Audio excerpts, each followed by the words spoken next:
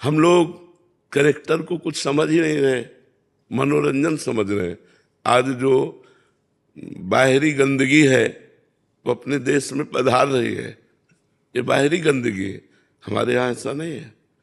हमारे यहाँ जिस पति को स्वीकार किया आजीवन, उसको स्वीकार करके निर्वाह किया गया है। हमारे यहाँ पतिव्रता हुए हैं, कहीं किसी पूरे विश्व में बताओ कोई पतिव्रता हुए। यहाँ भूखे रहना पसंद है लेकिन धर्म बेचना पसंद नहीं है।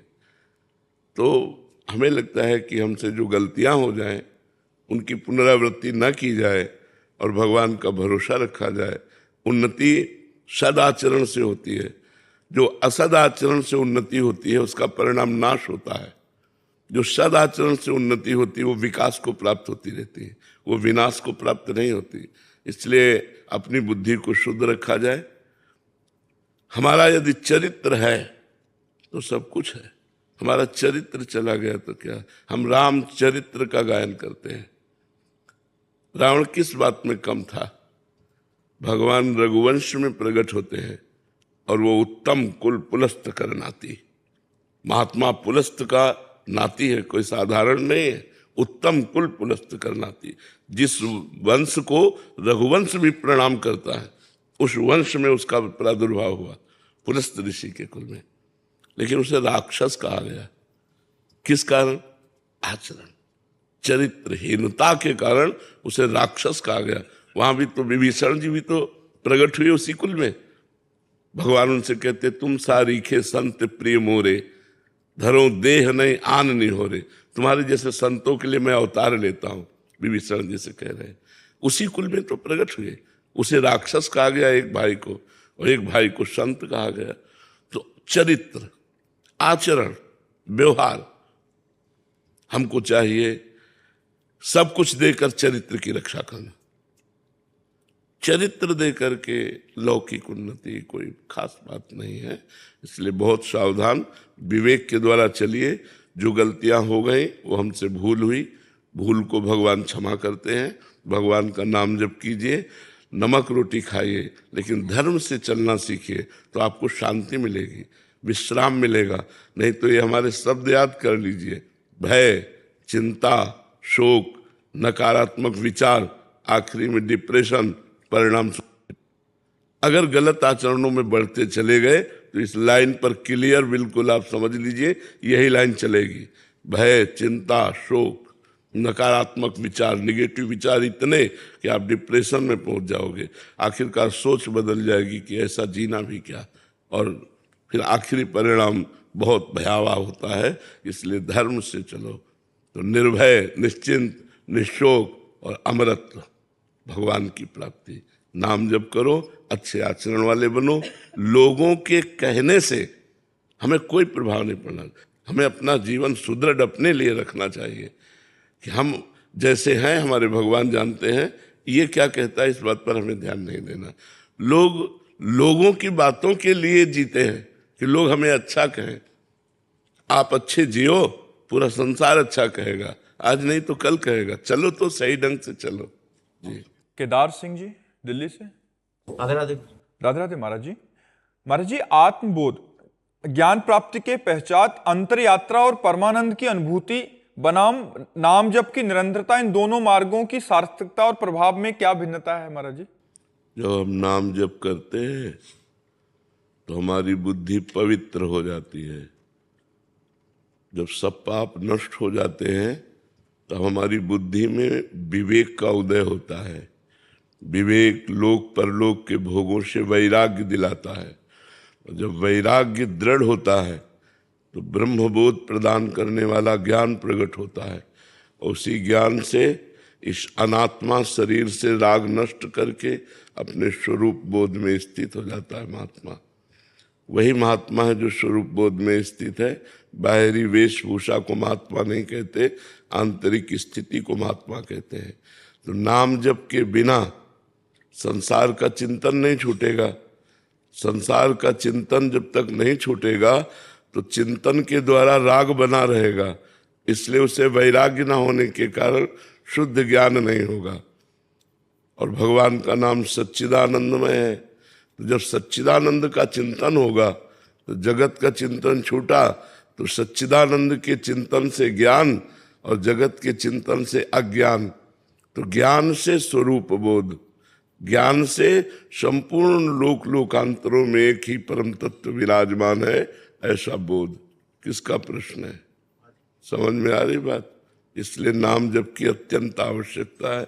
बिना भगवान का नाम जप किए न वैराग्य दृढ़ होगा, न भक्ति दृढ़ होगी, न ज्ञान दृढ़ होगा। देखो सनक सनंदन सनातन सनत कुमार ये आत्मबोध संपन्न महापुरुष है, तो हर समय रटते रहते हैं हरि शरणम हरि शरणम हरि शरणम हरि शरणम। भगवान शंकर बोध प्रदान करने वाले जगत गुरु हैं, आत्मज्ञान प्रदान करने वाले जगत गुरु हैं। हर समय भगवान का नाम जपते रहते हैं, भगवान का चरणोदक गंगा जल अपने माथे पे धारण करते हैं। तो चाहे ज्ञान हो, भक्ति हो, वैराग्य हो, बिना भजन के नहीं प्राप्त होता। केवल पढ़ लेने से या सुन लेने से या प्रवचन कर लेने से आत्मबोध नहीं होता, उसके लिए भजन करना पड़ता है। समझ में आई बात? अविनीश जी दिल्ली से। राधे राधे महाराज जी। महाराज जी, सच्ची भक्ति की पहचान क्या होती है? तदर्पिता अखिलाचारिता तत्स्मरणेन परम व्याकुलते थी। समस्त आचरण भगवान के अनुकूल और एक क्षण के लिए भगवान का विस्मरण होना, प्राण व्याकुल हो जाना। जैसे मछली को जल से अलग करो तो तड़पने लगती है, ऐसे भगवान को भूल जाने पर एक तड़पन पैदा होना। मैं कैसे भूल गया भगवान का? तद विस्मरणेन परम व्याकुलते थी। भगवान का विस्मरण होने पर हृदय व्याकुल हो जाए और जितने आचरण हैं, जितने कर्म हैं, वो सब भगवान को समर्पित हो। भगवान को समर्पित कर्म वही होते हैं जो पापाचरण नहीं होते। तदर्पिता अखिलाचारिता, अखिल माने सब, सब आचरण भगवान को समर्पित हो, अर्थात परम पवित्र आचरण हो और निरंतर भगवान का सुमिरन हो। जरा सा विस्मरण हो जाने पर हमारा हृदय व्याकुल हो जाए, ये उत्तम भक्ति की पहचान है। उत्तम भागवत वही है जो त्रिभुवन की राजलक्ष्मी देने पर भी आधे पल के लिए भगवान का विस्मरण नहीं करता। अगर त्रिभुवन की राजलक्ष्मी जी जाए तो और कहा जाए कि आधे पल के लिए भगवान का भजन छोड़ दो, तो नहीं छोड़ेगा। उसे ही उत्तम भागवत कहते हैं। उत्तम भागवत वही त्रिभुवन की राजलक्ष्मी देने पर भी आधे पल के लिए भगवान का विस्मरण न करे, इतनी आसक्ति हो जाए भगवान में, उसे ही कहते हैं उत्तमा भक्ति। उत्तम भक्ति का स्वरूप, इसी से प्रेम लक्षणा भक्ति का प्रादुर्भाव होता है। प्रेम इसी से प्रकट होता है। समझ पाया? वीरेंद्र जी करनाल से। जी हरिवंश महाराज। महाराज जी, जैसे संसार में हमें किसी से तत्काल स्वाभाविक ही आसक्ति हो जाती है, तो वैसा हम महाराज जी श्री जी से प्यार क्यों नहीं होता? नहीं होता, क्योंकि पहली बात तो हमारी मन और इंद्रियों की गति प्रकृति की तरफ है। उसे परमात्मा की तरफ मोड़ना कठिन लगता है। विषय प्रिय लगते हैं, शरीर प्रिय लगता है, संसार प्रगट है और वो अप्रकट है। इसलिए विषय प्रियता के कारण, देहाभिमान के कारण, संसार प्रियता के कारण उनमें प्रेम नहीं हो पाता। उनके प्रेम के साधन है नाम जप करना, संतों का संग करना, वाणी जी का गायन करना, लीला चरित्रों का श्रवण करना, भक्तों के चरित्र सुनना, परोपकार करना।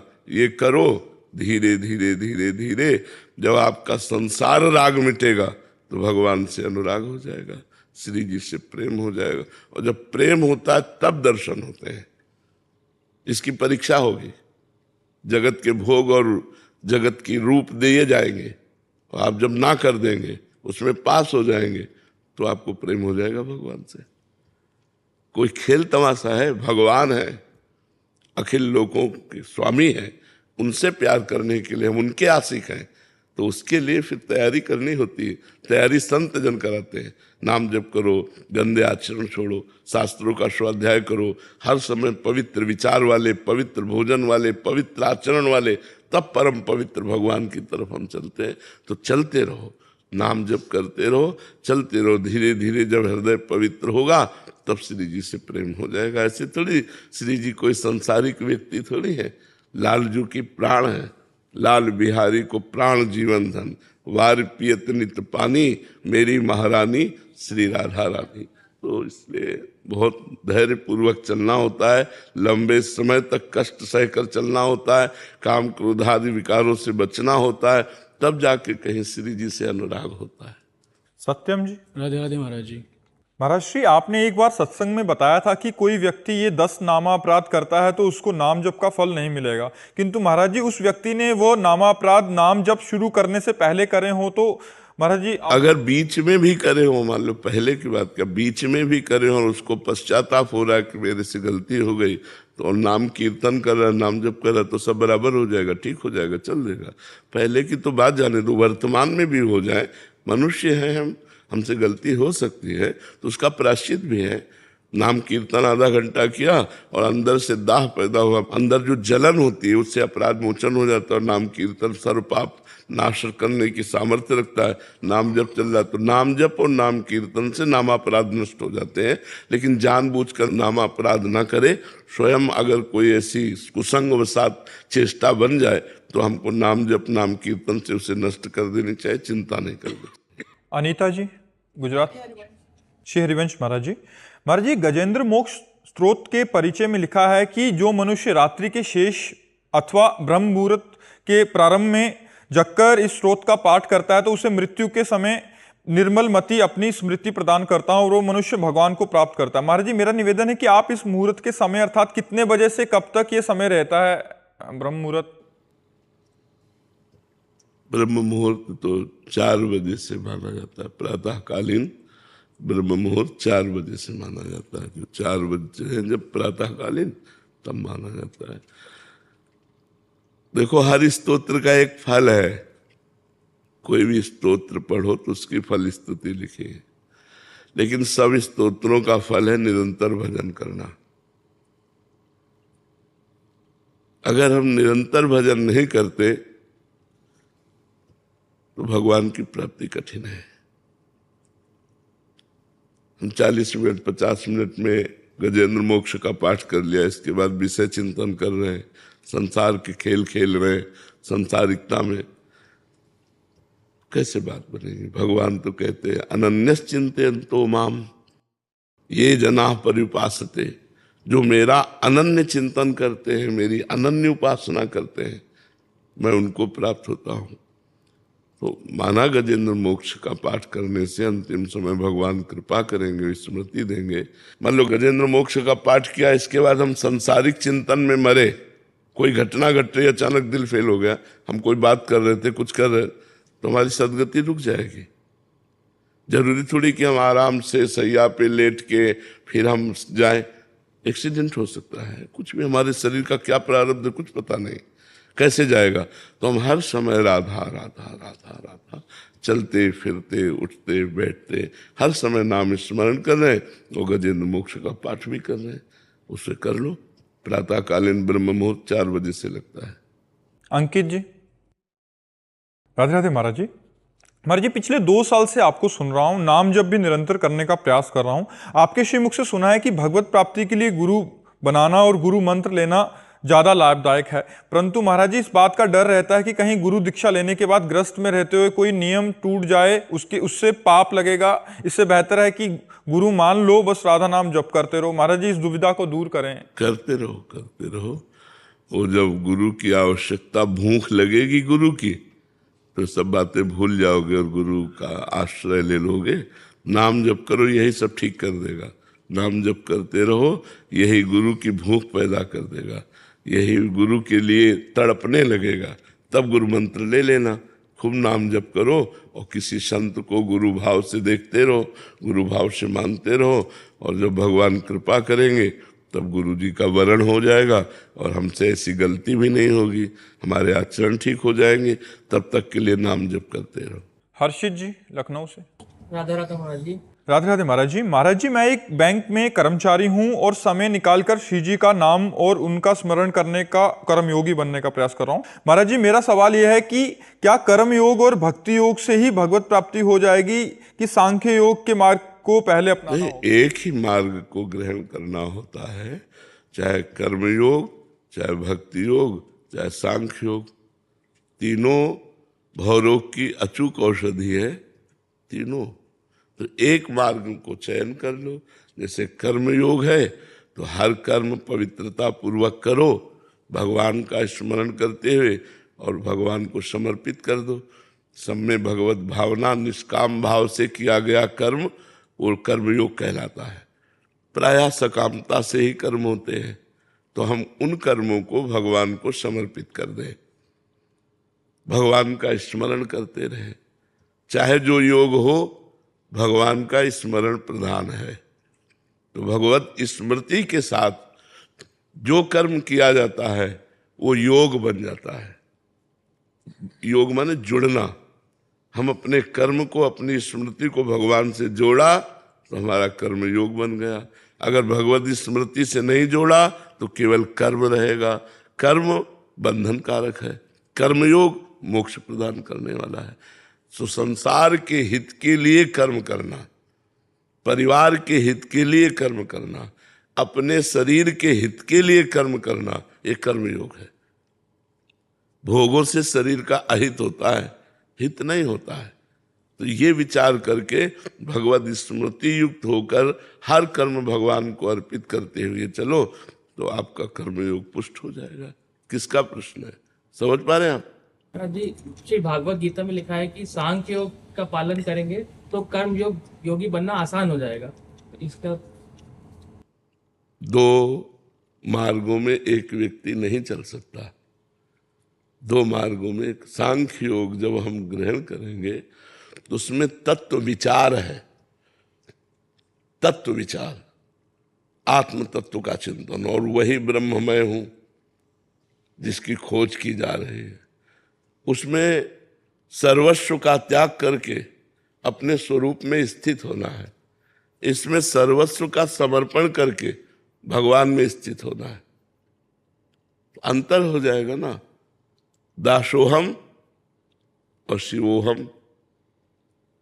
मैं चराचर जगत का सेवक हूं, यह है कर्मयोग। जो चराचर में आत्म तत्व विराजमान वही मैं हूं, यह है सांख्य योग।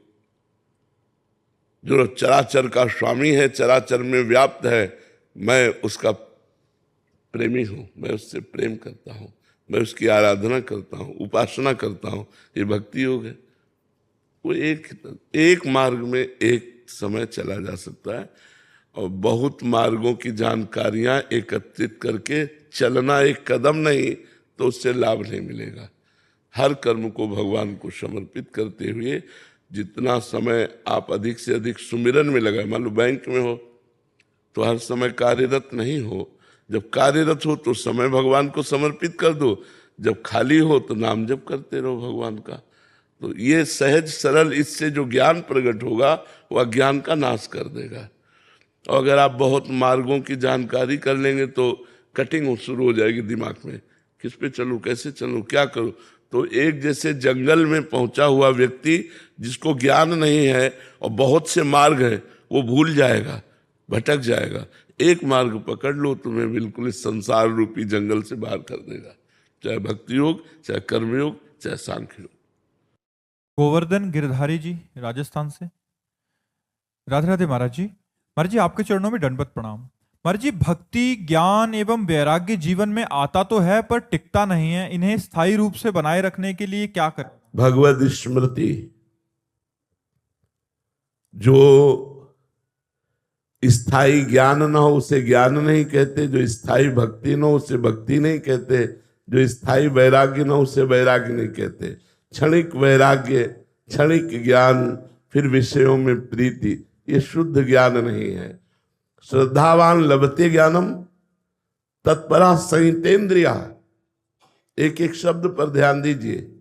श्रद्धावान लभते ज्ञानम तत्परा संहितेन्द्रिया ज्ञानम लब्ध्वा पराम शांति मचिरेणाधि गच्छति। जो हमें शास्त्र ज्ञान प्राप्त हुआ है, श्रद्धा विश्वास पूर्वक हमको उसे अपने आचरण में उतारना चाहिए। जितेंद्रिय, मनोनिग्रही होना चाहिए। संहितेन्द्रिया, अपनी इंद्रियों का संयमन करना चाहिए। बहिर्मुख इंद्रियों को अंतर्मुख करके परमात्म चिंतन में तन्मय होना चाहिए। तब जो शुद्ध ज्ञान प्रकट होगा उसके द्वारा मायामल का नाश हो जाएगा। श्रद्धावान लभते ज्ञानम तत्परः संयतेन्द्रिया, जो ज्ञान हमें प्राप्त हुआ उसके परायण हो और अपनी इंद्रियों को विषयों से हटाकर परमात्मा में लगाएं तो शुद्ध ज्ञान प्रकट होगा, परम शांति की प्राप्ति हो जाएगी। जी मोहित अग्रवाल जी, महाराज जी क्या हर व्यक्ति का एक निश्चित उद्देश्य लेकर जन्म होता है? उद्देश्य यहां बनाया जाता है, संग से उद्देश्य की पूर्ति होती है। हम जैसे माहौल में होते हैं वैसा हमारा उद्देश्य बन जाता है। माता पिता, पड़ोस, मित्र, ये हमारे उद्देश्य के जनक होते हैं। यदि हमें सात्विक वातावरण मिला तो भागवतिक उद्देश्य बन जाएगा। यदि हमें रजोगुणी तमोगुणी संग मिला तो जागतिक उद्देश्य बन जाएगा। उद्देश्य लेकर जन्म नहीं होता, प्रारब्ध लेकर जन्म होता है। प्रारब्ध में दो कर्म होते हैं, एक शुभ और एक अशुभ, उनके दो परिणाम होते हैं, एक सुख और एक दुख। लेकिन उद्देश्य संग से बनता है। जैसे साधु संग मिल गया तो भगवत प्राप्ति का उद्देश्य बन गया, कुसंग मिल गया तो भोगों का उद्देश्य बन गया। उद्देश्य संग से प्रकट होता है। इसलिए भगवान कृपा करें और हमें उत्तम संग की प्राप्ति हो, जिससे हमारा उद्देश्य उत्तम बन जाए, भगवत प्राप्ति का बन जाए। उद्देश्य लेके जन्म नहीं होता, उद्देश्य जन्म के बाद होता है। जहां हमें जैसा वातावरण मिलता है हमारा वैसा उद्देश्य बन जाता है। रोहिणी जी, राधे राधे महाराज जी। महाराज जी मेरा प्रश्न है कि संसार के सभी दायित्व को निभाते हुए संसार के हर कण कण में, हर वक्त, हर घड़ी, हर पल श्री ठाकुर जी के दर्शन एवं स्मृति हम किस प्रकार कर सकते हैं? पहली बात, संतों का संग करो। दूसरी बात, भगवान की लीला कथा सुनो। तीसरी बात, गुरु चरणों में दृढ़ अनुराग मान त्याग करके करो। चौथी बात, भगवान की लीलाओं का गायन करो। पांचवी बात, दृढ़ विश्वास रख करके भगवान के नाम और मंत्र का जप करो। छठवीं बात, बहुत सहनशील गंभीर भाव से रहना चाहिए, हमारे आंतरिक भावों को कोई जान न पावे। सातवीं बात, सब में भगवान को देखने का अभ्यास करना चाहिए। आठवीं बात, जैसे भगवान रखें उसी में संतुष्ट रहना चाहिए। हमारा व्यवहार सरल, छलहीन और भगवान में दृढ़ विश्वास हो। ये 9 बातें हो तो हमारे को भगवत दर्शन की सामर्थ्य प्राप्त हो जाएगी। यदि हम नियम पूर्वक इन 9 बातों को अपने जीवन में उतारें तो हमारे हृदय में वो ज्ञान प्रकट हो जाएगा, जिन ज्ञान चक्षुओं से कण कण में भगवान का दर्शन होता है। और अपने दायित्वों का पालन करे धर्म पूर्वक पालन करके उसे कृष्णार्पणम मस्तु कर दे, उन कर्मों को भगवान को समर्पित कर दे। तो समर्पण से और इस 9 प्रकार की भावना से हमारे हृदय में दिव्य ज्ञान, दिव्य भक्ति का उदय होता है, जिससे भगवत साक्षात्कार की योग्यता आती है कि कण कण में हम भगवान को देख सकें। सीवी पराशर जी फरीदाबाद से, राधे राधे महाराज जी। महाराज जी आपके चरणों में कोटि कोटि वंदन। गुरु जी, जैसे कि हमने श्री गीता जी में पढ़ा है कि कर्मों का फल तो अवश्य भोगना ही पड़ता है, तो महाराज जी क्या शरणागति उपरांत कर्म बंधनों से बचा जा सकता है? कर्म बंधन कट जाते हैं, लेकिन प्रारब्ध भोग भोगना पड़ता है। जिससे शरीर की रचना हुई है, शरणागति तो आज हुए हैं, शरीर की रचना तो पहले हो चुकी है ना। तो जो रचना हो चुकी है उसमें निश्चित हो चुका है कि 20 वर्ष में आपकी टांग टूटेगी, अमुक वर्ष में आपका ये होगा वो होगा। तो आप भक्ति करें चाहे जितनी करें, लेकिन वो होगा, क्योंकि वो प्रारब्ध है। जो हमारे संचित कर्म हैं वो भस्म हो जाएंगे, जो क्रियमाण है वो मंगलमय हो जाएंगे, लेकिन जो प्रारब्ध है वो अवश्य में भोक्तव्यम कृतम कर्म शुभाशुभम, वो भोगना पड़ेगा। ये तैयारी रखनी चाहिए उपासक को। ये न सोचे कि भजन करके हम जड़ से इन प्रारब्ध को मिटा देंगे, नहीं, प्रारब्ध भोगना पड़ा है बड़े बड़े महर्षियों को, ब्रह्म ऋषियों को, महात्माओं को। इसलिए हम लोग तो जन साधारण लोग हैं, प्रारब्ध भोगना ही पड़ेगा, इसे भोग के ही काटा जाता है। हाँ, 2 प्रकार के कर्मों का नाश हो जाएगा, एक तो संचित कर्म और दूसरे क्रियमाण। क्रियमाण भगवद अर्पित है, इसलिए निष्प्रभावित हो गए और संचित कर्म भगवान की शरणागति से भस्म हो जाते हैं और प्रारब्ध को भगवान की स्मृति में डूबकर हम भोग लेते हैं और हम भगवत प्राप्त हो जाते हैं। समझ में आई बात? अनिल सिंह जी बिहार से। राधे राधे महाराज जी। महाराज जी, प्रेम और मोह में अंतर कैसे समझें? शरीर को लेकर जो होता है उसे मोह कहते हैं, स्वरूप को लेकर जो होता है उसे प्रेम कहते हैं। शरीर को लेकर के जो होता है, प्रकृति को लेकर जो होता है उसे मोह कहते हैं, परमात्मा को जो लेकर होता है उसे प्रेम कहते हैं। इसलिए यहां कहीं कोई प्रेम नहीं करता। यहां काम है, राग है, मोह है, आसक्ति है, प्रेम नहीं है। जहां कहीं भी तुम्हें दिखाई दे रहा है जो दो व्यक्तियों के बीच में, वो काम है। मैं आपसे प्यार करता हूं, आप मुझसे प्यार कीजिए। मैं आपसे प्यार करता हूं, आप मेरी बात मानिए। मैं आपसे प्यार करता हूं, आप हमारी बात को समझिए, हमारी बात को समझिए। क्या हम जैसा चाहें वैसा आप चलिए, वैसा आप करिए, वैसे आप रहिए। ये हुई मोह की बात। प्रेम की बात क्या होती है? मैं आपका हूं, आपको जो चाहिए, जैसे चाहिए, मैं अपने प्राण देने के लिए तैयार हूं। आपके सुख के लिए मेरा जीवन है, यहां मेरे सुख के लिए आपसे प्यार है। तो ये प्यार मोह है, राग है, काम है। जो परमात्मा से होता है उसे प्रेम कहते हैं, जो शरीरों से होता है उसे काम, राग, आसक्ति और मोह के नाम से कहा गया है। समझ पा रहे हैं आप? यहां कितना प्रेम है आपको हम एक उदाहरण में बता दे। आप जिससे प्यार करते हो और वो किसी और से प्यार करने लगे, क्या करोगे आप? आशीर्वाद दोगे आप उससे द्वेष करने लगेंगे, आप नफरत करने लगेंगे। वही प्रेम, ये प्रेम है। प्रेम तो वो है कि बहुत अच्छा हुआ, शायद हम आपके सुख के योग्य नहीं थे, आपके सुख के योग्य ये मिले। मैं जीवन भर आपको आशीर्वाद देता रहूंगा, कभी बाधा नहीं बनूंगा, तुम दोनों सुखी रहो। ये यहां से प्रेम की शुरुआत।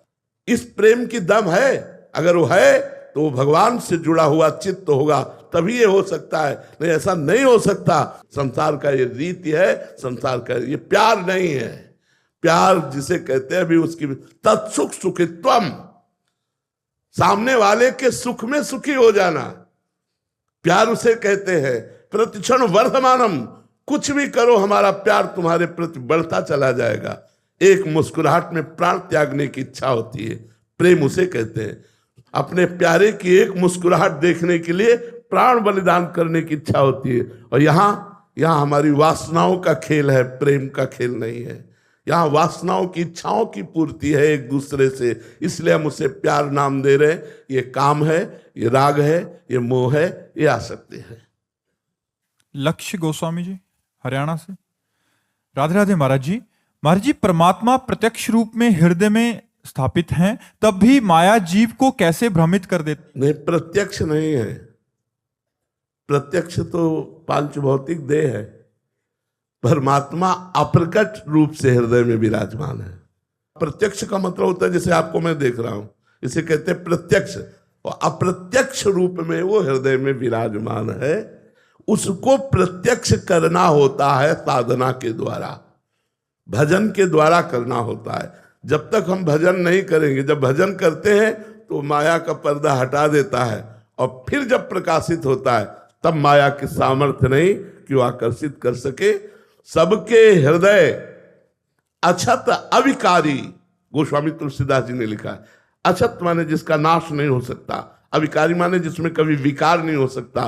वो निर्विकार अविनाशी परमात्मा सबके हृदय में है, लेकिन सकल जीव जग दीन दुखारी, सारा संसार भोगों की दैन्यता में और दुख में पिस रहा है। ऐसा क्यों? बोले तहां वेद अस कारण राखा, भजन प्रभाव संत श्रुति वाखा।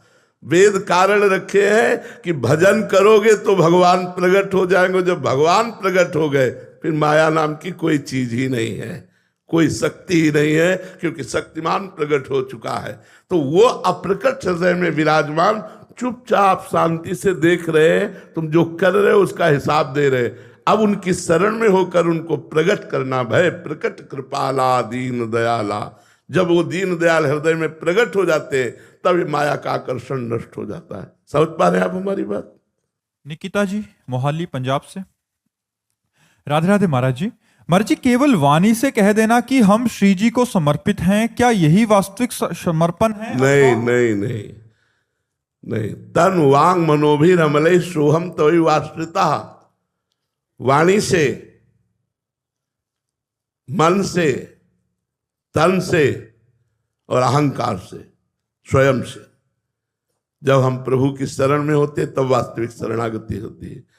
वचन से हमने कहा कि मैं श्री जी का हूं, तो जीवन में ये बात ध्यान रखना, तुम्हारे वचन से नहीं निकलना चाहिए किसी और के सामने कि मैं आपका हूं।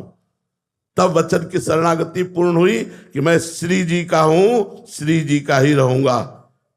फिर शरीर के द्वारा जितने आचरण है वो सब श्री कृष्ण अनुकूल लेन, प्रभु के अनुकूल, प्रियाजू के अनुकूल हो। फिर मन का संकल्प विकल्प प्रिया प्रीतम की सेवा के लिए हो, और फिर स्वयं में दासत्व आ जाए कि मैं महारानी जी का दास हूं, मैं प्रियाजू का दास हूं। बस फिर शरणागति का जो रंग चढ़ेगा वो परमानंदमय होगा, वो महासुखमय होगा। पर किसी महापुरुष के संग से ही ये तन मन वचन सब समर्पित होते हैं, नहीं तो अहम की लीला चलती रहती, शरणागति नहीं हो पाती। श्री राधा वल्लभ लाल की। सुरेंद्र जी गुरुग्राम से। राधे राधे महाराज जी। महाराज जी, मोह को त्याग कर भगवत प्राप्ति कैसे होगी महाराज जी? बिना मोह के बच्चों का पालना कैसे करें, उनकी परवरिश कैसे करें महाराज जी? मोह त्यागने का कोई सरल उपाय है क्या? देखो, कठिन लग रहा है। जो तुम्हें लग रहा है कि बिना मोह के हम अपने बच्चों का पालन नहीं कर सकते, ये तुम्हारा भ्रम है। मोह श्रेष्ठ है या प्रेम श्रेष्ठ? विचार कर। मोह मलिन होता है, प्रेम निर्मल होता है। यदि हम अपने बच्चे से प्रेम करें कि मेरे भगवान मेरे बच्चे के रूप में आए, क्या इससे बढ़कर के कोई भाव हो सकता है? हम अपने बच्चे को इससे बढ़कर क्या प्यार कर सकते हैं कि हम उसे अपना भगवान मानते हैं? हम अपनी पत्नी को इससे बढ़कर प्यार क्या कर सकते हैं? हम उसे अपना भगवान मानते हैं। हम माता पिता को इससे बढ़कर क्या प्यार दे सकते हैं? हम उन्हें भगवान मानते हैं। मातृ देवो भव, पितृ देवो भव। तो हम यदि भगवान की भावना करें तो मोह का नाश हो जाए और भगवत प्रेम हो जाए। सब में भगवान विराजमान है। तो मेरे बेटे के रूप में कौन आया है? भगवान ही तो आए हैं। भगवान अगर चले जाएं उनके शरीर से तो उस शरीर को हम जला देते हैं, शरीर को गाड़ देते हैं, शरीर का कोई महत्व नहीं रखते। तो आज भी आप अनजाने में भगवान का ही महत्व रख रहे हैं, तो उन्हीं भगवान से प्यार करो ना। अपने बेटे के शरीर रूपी मंदिर में भगवान को देखो, मेरा परमात्मा इस रूप में आया है, और प्यार करो। आपकी भक्ति बढ़ेगी और भगवान की प्राप्ति होगी और बेटे का प्यार भी सुरक्षित रहेगा। मोह से बढ़कर के प्रेम है। मोह में तो अज्ञानता है, प्रेम में ज्ञान है। इसलिए भाई ऐसा न सोचो कि मोह के बिना परिवार का पोषण कैसे हो सकता है। बहुत अच्छे से हो सकता है यदि हम भगवत भाव करें तो। पर भगवत भाव करने के लिए नाम जप जरूरी है। बिना नाम जप के भावना नहीं जागृत होती, भजन से ही भाव की प्राप्ति होती है। खूब नाम जप करो। महाराज जी, आपके अनुगत यहाँ 400-500 संत रह रहे हैं, तो आप पालन पोषण कर रहे हैं, क्या आपको मोह है? हमें जितना एक गृहस्थ अपने परिवार से प्यार करता होगा उससे करोड़ गुना प्यार है, करोड़ गुना। हर बच्चा हमको हमारे हृदय से, हमारी आत्मा है। हर बच्चा बच्ची हमारी आत्मा है। लेकिन हम कभी पास नहीं बैठते, कभी हम ये नहीं कहते, दुलार नहीं करते, लेकिन हृदय से हमारा चिंतन, जैसे कछुआ अपने अंडे को जल में रह कर के चिंतन के द्वारा उसे परिपक्व कर देता है, ऐसे हम चिंतन के द्वारा अपने शिष्य या अपना परिकर या जो जहाँ भी रह रहा है वो चिंतनी शक्ति के द्वारा हम अपनी आत्मा मानते हैं। हम इनको बहुत प्यार करते हैं, पर हम प्रगट में प्यार नहीं करते। महाराज जी, ये तो बहुत बड़ा उदाहरण है कि बिना मोह के इतने जनों का पालन पोषण हो। और हर बच्चा अगर वो ईमानदारी से सत्य मार्ग में लगा है तो उसको अनुभव होगा कि मुझसे बहुत प्यार करते हैं।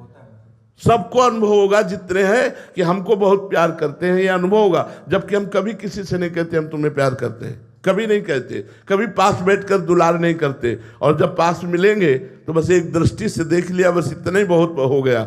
लेकिन प्रेम के द्वारा सबका पोषण होता है, मोह के द्वारा नहीं। अच्छा, आप इतने लोग बैठे हो, क्या हमारे प्यारे नहीं हो? क्या आप हमें प्यार नहीं कर रहे हैं? क्या मोह का संबंध है हमारा आपका? नहीं है। लेकिन इतना प्यार है कि हम तुम्हें कैसे बताएं। शुद्ध प्रेम चिंतन के द्वारा होता है। भगवत चिंतन करते हुए भाव में भर के जिसका चिंतन कर लिया उसका कल्याण हो गया, उसका मंगल हो गया। कल्याण होना, मंगल होना, दुखों का नाश हो जाना, यही बात है। ऐसे लाखों लोग हैं जो देश विदेश में रह रहे हैं। हो सकता है मैं उनको बाहरी ना पहचानता हूं, लेकिन वो भाव कर रहे हैं और उनका परिवर्तन हो रहा है, क्योंकि आंतरिक चिंतन से परिवर्तन हो रहा है। उसे प्रेम कहते हैं। जी वास्तविक प्रेम तो गुरु ही कर सकते हैं। भगवान और गुरु अभेद है, इसलिए हम गुरु जी से भी मानते हैं कि भगवान और गुरु वो सर्वज्ञ हैं, वो अखंड मंडल में व्याप्त हैं। जैसे भगवान ऐसे गुरुदेव, तो वास्तविक प्रेम तो भगवान और गुरुदेव ही करते हैं। और तो सब माया का खेल है, भगवान की आसक्ति का खेल है। सब एक दूसरे की आसक्ति में बंधे हुए पशु पक्षी तक अपने बच्चे से प्रेम करते हैं। लेकिन सबको अपना बच्चा मानकर, सबको अपनी आत्मा मानकर, ये तो कोई महात्मा ही प्रेम कर सकता है। सबको बराबर प्रेम देना, इनमें से कोई ऐसा नहीं जो अपरिचित हो हमारे लिए। हमारी आत्मा की तरह उसका प्यार, सबको अपनापन। ऐसा नहीं कि इनमें से कोई हमारे लिए नफरत करने योग्य हो। पिता से पूछो जिसके 4 पुत्र हैं, एक महात्मा है, एक गृहस्थ है, एक पागल है और एक दुराचारी है। उस पिता से पूछो तुम्हारी चारों के प्रति दृष्टि कैसी है, तो वात्सल्य भाव युक्त होगी। वो दुराचारी को भी प्यार करता है, वो पागल को भी प्यार करता है, वो महात्मा को भी प्यार करता है, वो विद्वान को भी प्यार करता है। ऐसे ही हमारे दरबार में, हमारी श्री जी के दरबार में, हमारे लालजू के दरबार में, प्रभु के दरबार में घोर पापी का भी स्वागत है। अब वो क्या है तुम जानो। हमारी दृष्टि में मेरा प्रिय आत्मा, मेरा प्रिय प्राण भगवान पधारा इस रूप में। इसके अलावा और हम परिचय नहीं जानते। पुनीत जी रामपुर से। राधे राधे महाराज जी। महाराज जी, हर व्यक्ति का कोई ना कोई सबसे प्रिय होता है। आपका सबसे प्रिय कौन है? राधा राधा राधा। आज तक बच्चा हमारा प्यार ही नहीं हुआ किसी से। देखो, हम ऐसे राही है जिसमें अकेला ही जाना होता है। पीछे से सब जाएंगे, लेकिन राह हमारी है अकेला। इसलिए बचपन से मैं निराश रहा हूं जगत से। जब अपनी माँ को देखता और लगता है मेरी माँ मरेगी, तब मेरा हृदय जल उठता कि फिर मैं कैसे जीऊंगा। तो जैसे हमारा मन गया कि मेरे पिताजी ये मरेंगे, फिर निराश हुआ। तो हम किससे प्यार करें, किससे प्यार करें? यहाँ तो सब कोई बिछुड़ने वाला है, सब कोई मरने वाला है, सबको अपने मन की बात माननी है। मेरे मन की चाह को कौन पूर्ण करेगा? तो निष्कर्ष निकला श्री भगवान। तो बचपन से लेकर के आज तक हमारा कोई एक दोस्त नहीं है कि ऐसे मिलाने वाला, एक भी दोस्त नहीं। अकेला जीवन व्यतीत करते करते भगवान ही संभालते हुए चले आए। जहाँ जहाँ हमारे कदम लड़खड़ाए वहाँ भगवान सहयोग दिए और हमको आगे बढ़ाए। तो हमारी प्रिय, तो हृदय की बात कहता हूँ, प्रिय शब्द तो सिर्फ राधा किशोरी के चरणों में है। हमारा प्रिय शब्द जो है कि आपका प्यार क्या है, आपके प्रिय कौन है, तो किशोरी जी हैं। और किशोरी जी के नाते से हम आप सबको बहुत प्यार करते हैं, सबको प्यार करते हैं। हमारी पहचान यही है सबके बीच में। हमारा नाम क्या है जानते हो? प्रेमानंद। तो हमारे पास है क्या? प्रेम आनंद। प्रेम कौन है? प्रियाजू। आनंद कौन है? लालजू। तो प्रेमानंद मतलब प्रियालाल। प्रियालाल की चर्चा, प्रियालाल का नाम, प्रियालाल का धाम, प्रियालाल के गुण और प्रियालाल के संबंध से हम आप सबको बहुत प्यार करते हैं कि आप हमारी श्री जी की बातें सुनने आए, आप श्री जी के संबंध से आए। इसलिए हम भगवत स्वरूप मानकर सबको प्यार करते हैं। वैसे हमारा केवल प्यार शब्द एक ही जगह है, राधा किशोरी के चरणों में। अब कितना है वो ये वो जाने, उनके लायक है कि नहीं ये वो जाने, पर वो समिट करके अब कहीं नहीं है, केवल श्री जी के चरणों में है। सचिन जी शिमला हिमाचल से। राधे राधे महाराज जी। महाराज जी, आपके चरणों में दंडवत प्रणाम। महाराज जी, भगवत मार्ग के पथिक को भगवत साक्षात्कार होने से पहले ऐसे कौन कौन से अनुभव या संकेत या भाव मिलते हैं जिससे ये पता चले कि वो सही मार्ग पर चल रहा है? कामादि विकार निष्प्रभावित होने लगते हैं। जो पूरे त्रिभुवन को अधीन किए हुए है काम, भक्त के हृदय में वो स्फुरित होता है और नष्ट हो जाता है। जब काम का आकर्षण, परिवार के मोह का आकर्षण, धन की महत्व बुद्धि, मान प्रतिष्ठा, ये सब शून्य लगने लगे, तो समझना चाहिए कि जो मैं नाम जप कर रहा हूँ, जो भगवत कथा वार्ता सुन रहा हूँ, सत्संग सुन रहा हूँ, अध्यात्म में चल रहा हूँ, उसका लाभ हमें मिल रहा है और हम उन्नति को प्राप्त हो रहे हैं। यदि विकार ग्रसित बुद्धि है, धन पर महत्व बुद्धि है, मान प्रतिष्ठा की चाह है, अभी भजन का रंग नहीं आया। भजन का रंग तभी माना जाता है जब इन विकारों पर विजय प्राप्त हो जाए। काम क्रोध मद मान न मोहा, लोभ न क्षोभ राग नहीं द्रोहा, जिनके कपट दम्भ नहीं माया, तिनके हृदय बसहु रघुराया। जहां काम क्रोध अभिमान द्वेष राग ये सब नष्ट हो चुके हैं, शांत हृदय है, कोई चाह नहीं, एक अद्भुत आनंद, एक अद्भुत उमगन, प्रतिपल यही कब मिलेंगे प्रभु, कब मिलेंगे प्रभु।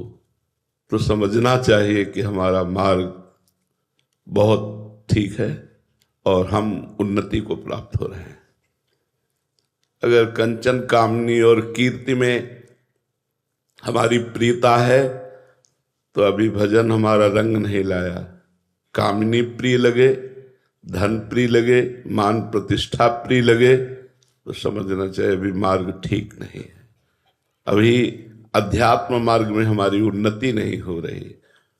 अध्यात्म मार्ग में उन्नति तभी मानी जाती है जब इन तीनों पर हमारी अनासक्त बुद्धि हो जाए, न कंचन में, न कामिनी में, न मान प्रतिष्ठा कीर्ति में, तब हमारा भजन सफल माना जाएगा। निरंतर भगवत स्मृति, विकारों पर विजय और मान मद आदि का त्याग। समझ पा रहे हैं आप? राम भक्ति प्राप्त हो ऐसा आशीर्वाद दे। गोस्वामी तुलसीदास जी ने कहा है कि मैं भगवान शंकर को साक्षी करके कहता हूँ, अगर कुछ और बोलूँ तो जीभ गर जाए। ये दो अक्षर ही मेरे माई बाप है, राम, बस नाम। जितना नाम जप करोगे इसी में ज्ञान, इसी में वैराग्य, इसी में भक्ति, इसी में सब कुछ छुपा हुआ है। जितना नाम जप करोगे उतना ही स्थिति रहेगी। बिना नाम जप के पढ़ लिख करके ज्ञान की बातें कर सकते हो, लेकिन माया मल का नाश करने वाला शुद्ध ज्ञान नहीं प्रकट होगा। वो शुद्ध ज्ञान भक्ति केवल नाम जप से ही होगी। अधिक से अधिक नाम जप करते रहो और जो बने तो ठाकुर सेवा, संसार सेवा, परिवार सेवा, जो भी जहाँ जैसा है वो करता रहे, पर नाम जप निरंतर करता रहे।